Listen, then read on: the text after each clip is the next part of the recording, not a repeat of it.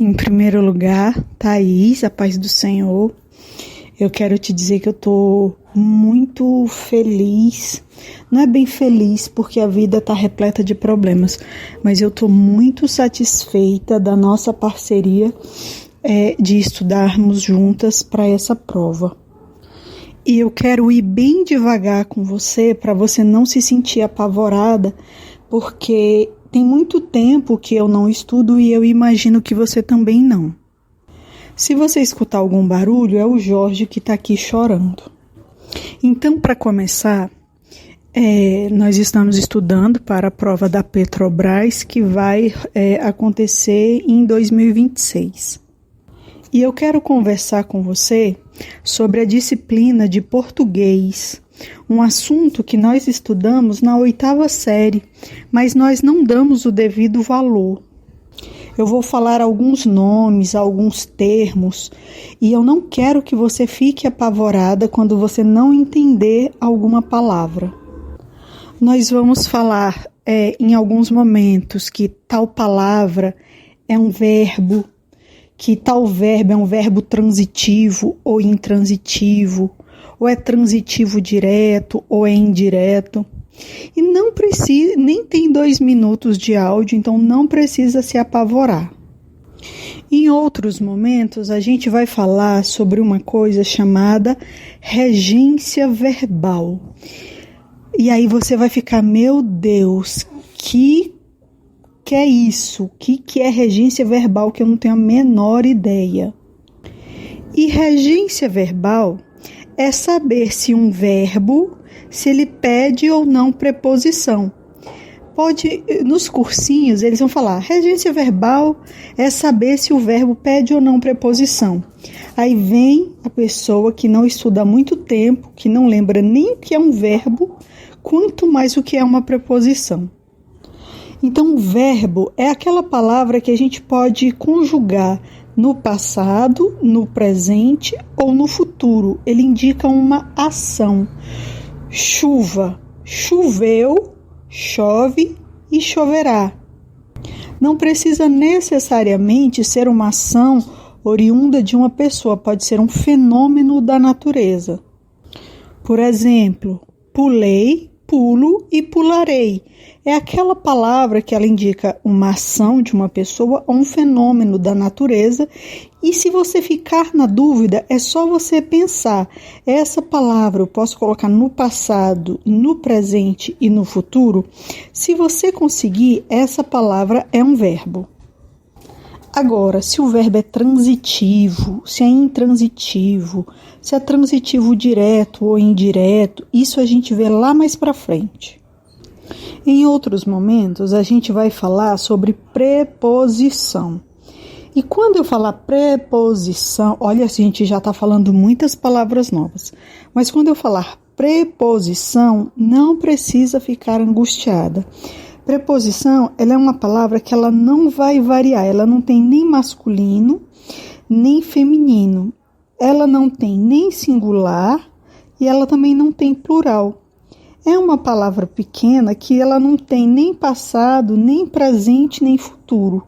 E aí talvez você fique assim, uai, Guaninha, o que é preposição então? É uma palavrinha que liga 2 termos dentro da frase. Ela mostra uma relação entre uma palavra e outra. Vou te dar alguns exemplos. Vou à escola. O que é a preposição aí? É o a. Lembra que eu falei que não tem masculino nem feminino, não tem singular, não tem plural? Mas você não pode confundir preposição com conjunção. Preposição, ela vai ligar 2 termos, 2 palavras dentro da mesma frase. Por exemplo, vou à escola. O a está ligando o vou à escola. Se eu falar só vou escola, fica sem sentido. Então, o a, ele vai ligar essas 2 palavras, vai estabelecer uma relação entre essas 2 palavras. Isso é a preposição. Qual a diferença entre preposição e a conjunção?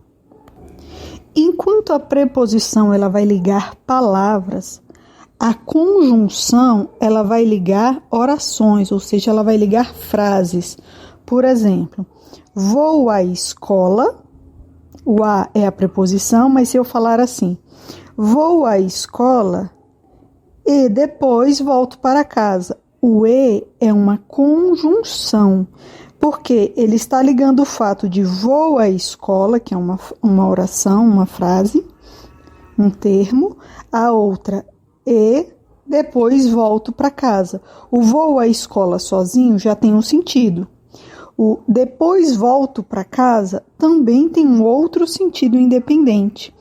O que vai somar essas duas orações, oração não é só aquele que a gente fala, Senhor, em nome de Jesus, eu te peço isso, isso e isso. Oração não é só isso.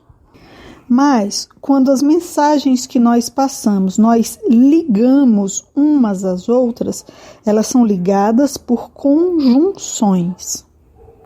Não precisa ficar agoniada e isso a gente vai relembrando aos poucos. Isso é só para te explicar os termos que eu vou usar durante a explicação.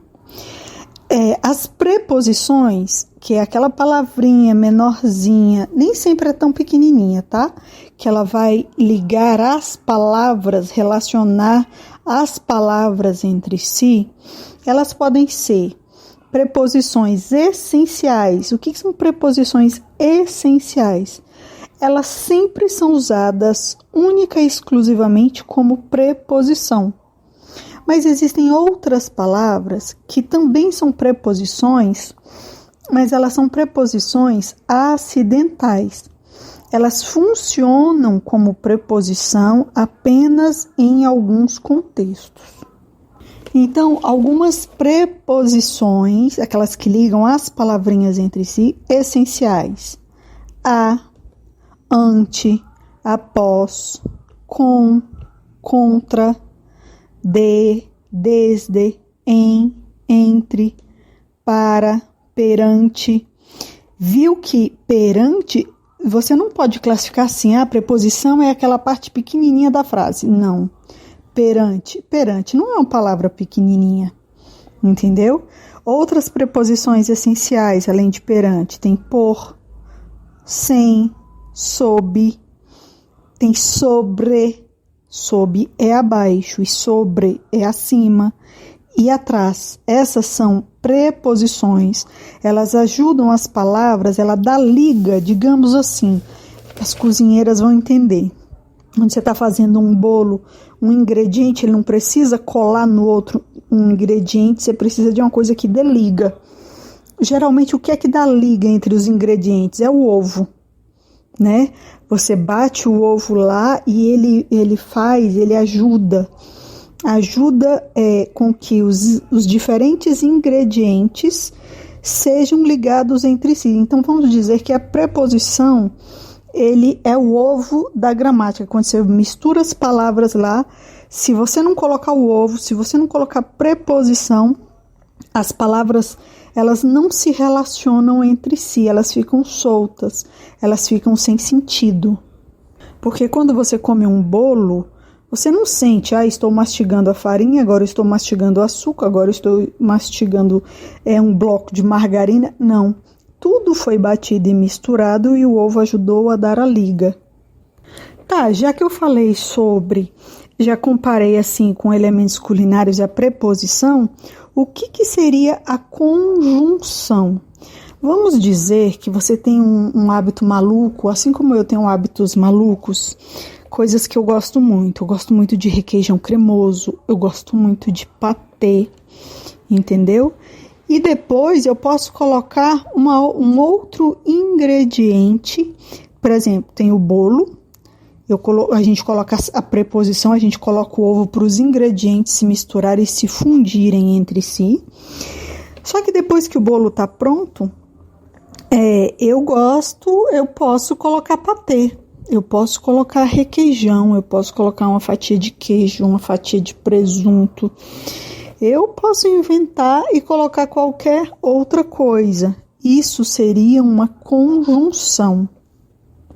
Mas vamos voltar para a preposição, que é o ovo lá da massa do bolo, que ajuda os ingredientes a dar liga entre si, assim como as preposições, eu falei de preposições essenciais, elas são usadas só como preposição, essas que eu te falei. Eu comecei com a, ante, terminei com sob, atrás. Mas tem preposições que elas são acidentais. Ocasionalmente, dentro de alguns contextos, elas funcionam como preposição.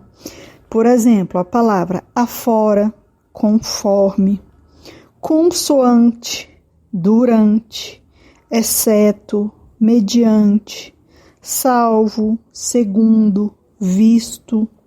Então, tira da sua cabeça que preposição é aquela parte pequenininha da frase. Muitas vezes vai ser uma parte pequenininha, mas se você colocar isso como regra, esquece, filha, você vai errar muito. Então eu te expliquei o que é verbo, aquela palavra que dá pra gente colocar no passado, presente, futuro.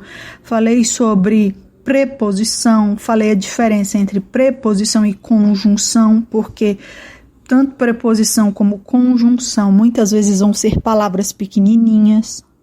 Falei sobre regência verbal. O que é regência verbal? É saber se um determinado verbo, lembra que eu falei o que é verbo? É ver se o verbo vai pedir ou não uma preposição. Isso é regência verbal. Então, às vezes, uma questão vai falar assim: assinale a alternativa em que a regência verbal está correta de acordo com a norma culta. Então, você tem que prestar atenção na leitura do enunciado. Enunciado é o comando de cada questão, porque às vezes o comando é para você assinalar a alternativa correta, observando a regência verbal. E aí você perde 2 anos analisando se o verbo é isso, se o verbo é aquilo, se essa preposição, se ela é essencial, se ela é acidental, e esse não é o objetivo. Então, você precisa conhecer esses termos para conhecer, para compreender o que a questão está pedindo. E outra coisa que nós precisamos conversar, sobre verbo. Tudo isso é para a gente começar a estudar a primeira questão da nossa prova. Lembra? Você já deve ter percebido que às vezes no nosso idioma, uma palavra ela tem vários sentidos. Os verbos, que são aquelas palavras que a gente pode colocar tanto no passado, como no presente, quanto no futuro, eles também têm mais de um sentido. Então, para você entender como um verbo funciona, as regras dele, você tem que entender não é só a palavra, você tem que entender o sentido da palavra. Guininha, como assim? Vou te dar um exemplo do verbo assistir. Eu assistia, eu assisto, eu assistirei.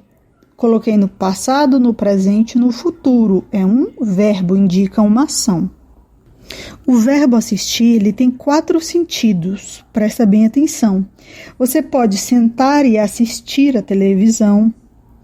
O verbo assistir pode ter o sentido de ajudar ou dar assistência a uma pessoa. Nós não somos muito acostumadas a isso, mas dentro dos tribunais você vai ver que o verbo assistir é muito mais usado. A Procuradoria, o Ministério Público assistiu fulano de tal, entendeu? Ou seja, prestou assistência a uma determinada pessoa. Incrivelmente, o verbo assistir também pode ter o sentido de morar. Eu assisto em Vila Velha, ou seja, eu resido, eu moro em Vila Velha. E também tem o sentido de ser da competência. Ah, professor, resolve a questão de matemática para a gente?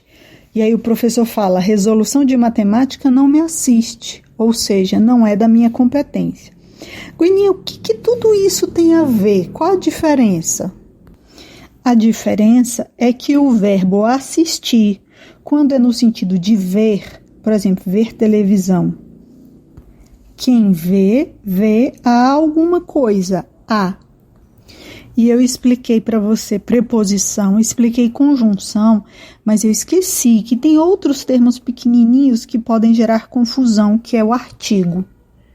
Artigo é aquele pedacinho pequenininho, muitas vezes, que serve para definir ou indefinir uma coisa. Guininha, pelo amor de Deus, como assim? Quando você fala a menina, você está falando de uma menina específica. Então, a menina é um artigo que definiu que é uma menina específica. Guininha, foi a menina. Mas quando você diz assim, uma menina, é um artigo indefinido, significa que foi uma menina qualquer. E por que eu estou mencionando isso? Porque o verbo assistir, no sentido de ver, significa que quem vê, vê a alguma coisa. Ele pede a preposição a. Vejo a televisão. Mas o verbo assistir, no sentido de dar assistência, de ajudar alguém, ele já não pede a preposição. Por exemplo, o médico assistiu o jovem enfermo, ou seja, o médico prestou assistência a uma determinada pessoa, assistiu o jovem. Ele é usado sem preposição. O jovem, o aqui é um artigo definido, é o jovem enfermo, não é um jovem qualquer. Então eu só estou orientando você para que você saiba primeiro o que é as classes gramaticais, porque até para entender uma aula de cursinho, você precisa ter estudado antes, porque quando o professor começar a falar todos esses termos, é muito provável que a gente entre em pânico. Quem não sabe, quem sabia, quem esqueceu, a gente entra em pânico, porque tudo aquilo que a gente não exercita, a gente esquece. Então, eu vou ditar uma questão aqui de português e você vai escrever, você vai dando pausa e copiando aí para você entender. Esse é um conteúdo da 8ª série, ou seja, do 9º ano. Na minha época era a 8ª série. Eu vou ler calmamente e você vai dando pausa aí se você tiver condições, senão você vai só escutando no ônibus. O enunciado é assim. Número 1. Assinale a alternativa em que a regência verbal está de acordo com a norma culta. Repetindo, assinale a alternativa em que a regência verbal está de acordo com a norma culta. Deixa eu ver as observações que eu preciso te fazer. Lembrando que esse está é com acento agudo no A. Regência, esse ência, esse E, tudo termina em ência, tem acento circunflexo no E. Ciência, regência, paciência. Mas isso é só um comentário aleatório, não tem a ver com a questão. Se você copiou o enunciado, agora você salta umas 2 linhas e copia letra A.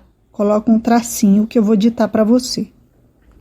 Eu vou ditar 5 alternativas, A, B, C, D e E, sendo que só uma está correta de acordo com a norma culta da regência verbal. Então, copie do jeito que eu estou falando, porque 4 estão erradas e uma está certa. Então, continuando. Letra A, coloca um tracinho. Comece as frases com letra maiúscula. As crianças, vírgula. Obviamente, vírgula, preferem mais os doces do que os legumes e as verduras. Ponto. Lembrando que, obviamente, é uma palavra com B mudo. Salte uma linha e copie o item B. Coloque um tracinho e a frase é a seguinte. Comece com letra maiúscula.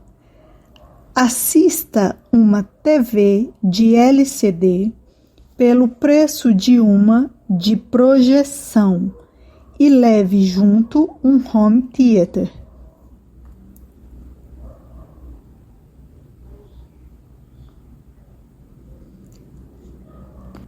Lembrando que projeção é com J e com C cedilha e que home theater é uma palavra em inglês onde home é H-O-M-E, e theater é T-H-E-A-T-E-R.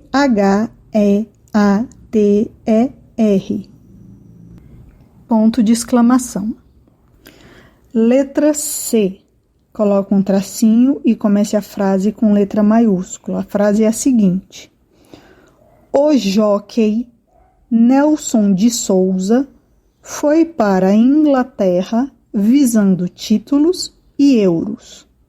Ponto. Observação. Não precisa escrever a observação, tá? É só a frase. Jockey tem acento agudo no O. Nelson começa com letra maiúscula. E esse Souza aqui foi escrito com S, mas existe Souza escrito com Z também. Isso se torna indiferente na questão. Foi para a Inglaterra com I maiúsculo, com 2 R's. Visando é com S. Títulos e euros. Títulos tem acento agudo no I. Letra D. Construir impérios a partir do nada implica inovação e paixão pelo risco. Ponto final. Construir, letra maiúscula. Impérios tem acento agudo no E. A partir não é junto, é separado. Inovação é com C cedilha. Paixão é com X. Agora, só uma observação, não precisa escrever isso. Observe que esse implica dessa frase é um implica que tem no sentido de acarretar, ocasionar. E o último item, letra E, coloca um tracinho, comece a frase seguinte com letra maiúscula.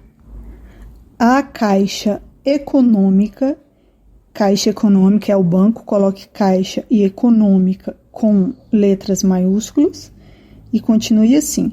A Caixa Econômica informou os mutuários que não haverá prorrogação de prazos. Então, letra A já é maiúsculo, que é início de frase. Caixa Econômica com letra maiúscula, que é uma instituição. Informou os mutuários. Mutuários tem acento agudo no A. Que não haverá. É uma palavra que começa com H e termina com A e acento agudo. Prorrogação tem 2 R's e C cedilha. Prorrogação